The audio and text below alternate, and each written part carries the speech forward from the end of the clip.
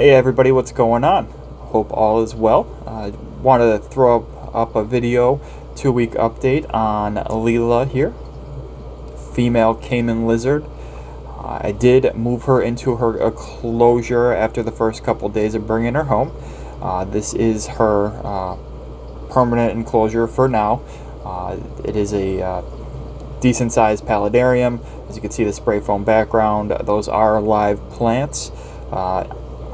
She's really warming up to this enclosure. She's been exploring around, as you'll see here in this video. It's kind of unique. I've owned reptiles in the past, but watching her have a schedule is kind of cool. I have the lights on in here on at 10 a.m. off at midnight. That is UVB, basking, and a couple of the overhead LED light to get some light into the enclosure. She is quite the curious, which is good to see. She's warmed up a lot. She's exploring, as you'll see in this video. She's all over the place, which is great to see. It's awesome to see her kind of get interested in her surroundings and exploring and seeing where's the best spot to be in certain situations. So 2 weeks home, she's eating like no tomorrow. She's currently feeding her canned snails, some cut up tilapia. I tried shrimp. She really doesn't like the shrimp. I don't think it smells enough for her, but she is eating daily. She's really fattened up the last couple weeks. I've made a point. She was a little bit skinny when I got her. We dewormed her. She does have a vet appointment in a couple weeks, but this is how she is so far, and she's getting brave. She's climbing all over the place. Now in this enclosure, eventually I do plan to build it out and have more arboreal space for her to climb around and kind of explore. She does like to climb. She's always on the logs and really above the water is where she wants to be, which is perfectly normal.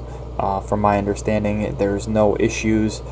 It's really cool to see her get out and about and kind of explore. So feeding her canned snails is the staple. A lot mixed in tilapia, calcium dusted without D3 because I do have UVB in this enclosure. I don't want to over supplement the D3, so I do have calcium without D3 and also a multivitamin that we are dusting the snail meat and the tilapia with. I've tried earthworms as well. That hasn't gone over well. She did not want to take any of that. People feed their Caiman lizards, canned cat food, and I find that I'm hesitant to do that. I know it's not meant for pets. It's edible, but I don't know about feeding her cat food. So you'll see this enclosure. I do have a slate tile land area here. I do want to figure out something to put some straight in here to see if she'll dig it all. Kind of bring it natural. I am hesitant to put anything because I'm afraid they're going to track it in the aquarium and that'll just cause nothing but issues. But this is underneath there a 75-gallon aquarium, and I do have a hose and some PVC connections there, mainly for noise reduction. I did have that off and it was quite loud, and where this enclosure is right next to the desk that I work at all day long. So and being on the phone and water running in the background, it raises questions that I don't want to have to answer. So yeah, this is she's exploring. She's found all the nooks and crannies, and it's cool. She's been warming up, and something that I've learned while doing my research on taming lizards and kind of getting them acclimated to their owners is building those threads of trust that Kevin McCurley from Nerd talks about all the time. Just the strands. You got to build the trust there. So I do make a point. I do hold her daily. Sometimes it may be for 20 minutes, other times it may be for 2. It's at her pace. Typically I try not to do it while feeding because she does get quite excited, to say the least, and she'll get intrigued and try to jump out at me, and so I do try to keep feeding. I'll handle her first, and then a couple hours later I'll come back and feed her, and she's been doing real good, normal bowel movements. It's nothing nothing out of the ordinary. She was dewormed. I did do that, and I do have a vet appointment. I did a preventative kind of worming just because I know she's farm raised. There is probably 99% chance there's parasites in there. So I did a common deworming practice in the aquarium hobby, but also it's transitioned over to reptiles. So that was easy enough, and I'll put a video once I do that again, because it is kind of a semi-regular process. I do plan to feed her some semi live prey items, once in a while, especially snails.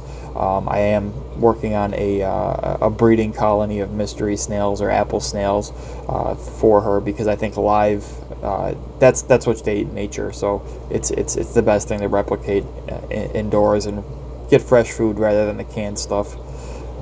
So she is quite curious when it leaves it to her. She sits next to me. I sit in my office probably 10 hours a day on average, average work day, 5 days a week, and then I'm in here on the weekends, because this is also where I keep a large chunk of my aquariums. So there is